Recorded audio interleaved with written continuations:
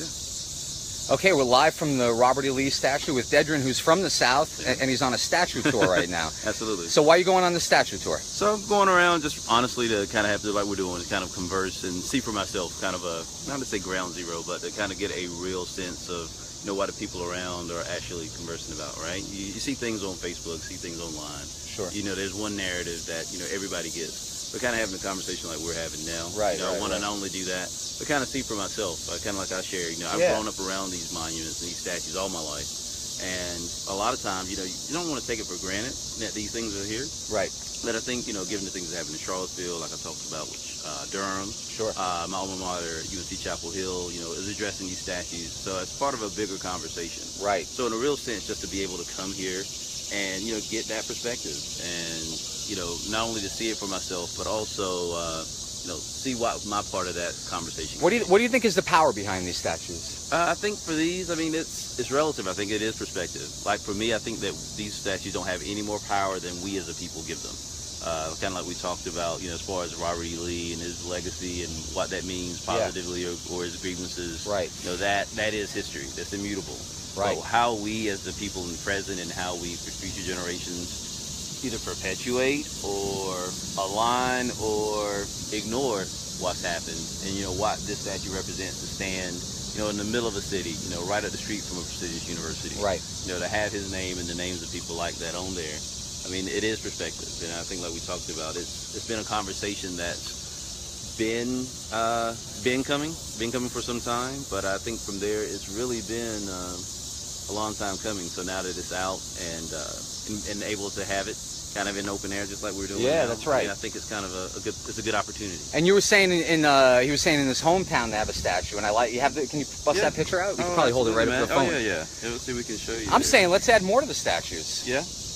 Tell more of the story. Let's see if that'll line up. So this is a particular statue that's in Columbia, North Carolina. Like I was sharing with you, it's one of the few that actually relate anything towards the slaves and their contribution. So this particular one, it was erected in 1902, cool. And as you see, it says, "In appreciation to our faithful slaves."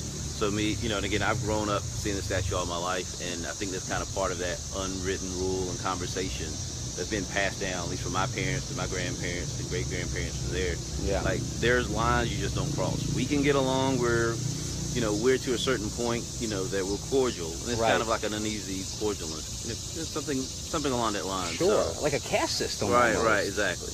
Holy mackerel. So what's the plan for the rest of the trip? So this trip, I'm going to go, I've taken some opportunity to kind of take a few pictures of this statue, talk to folks like yourself. I'm going to eventually go down to Durham, go to Chapel Hill, and then go back to this statue here. I'm kind of inspired kind of with the conversation that's going on. Yeah. I think I'm going to maybe make a little, maybe it's a movie, maybe it's just a blog, maybe it's my own little project. Just get it out there. So I think from there, it's good to have that relationship. I think that's part and parcel of exactly, kind of the pin-up frustration is, I think there's two sides that really want to have the conversation. Either, no matter not speaking right or wrong, but I think, it's had an analytical conversation about what is. Right. So, things are impassioned, when you're, front, when it is a march, when it is a rally, when it is a protest. But again, I think this is kind of like we're saying, like, within open space, being able to have this conversation and realize it's something that needs to be done. Nice meeting you, man. This is great. Yes, we're leaving now. We're headed out to, we're going to be in Nashville by the end of the night. Oh, wow. Good. And then we're continue heading west, like the southern route. Awesome. So we're gonna hit Mississippi. I want to talk to everybody, man. Dude, we're fearless. You know what I'm saying? Because I have literally no opinion on this. I have my own personal opinion. Right. But this trip is for him to sort of figure out. That's cool, man. What the hell's going on in this country? Man, if you figure that out, man, I think we can put you in Pennsylvania Avenue. If you figure out what's going on, there's a seat for you there. You're gonna be somewhere. Hey, man, thank you so much. You. All right, thanks, man. Meyerville.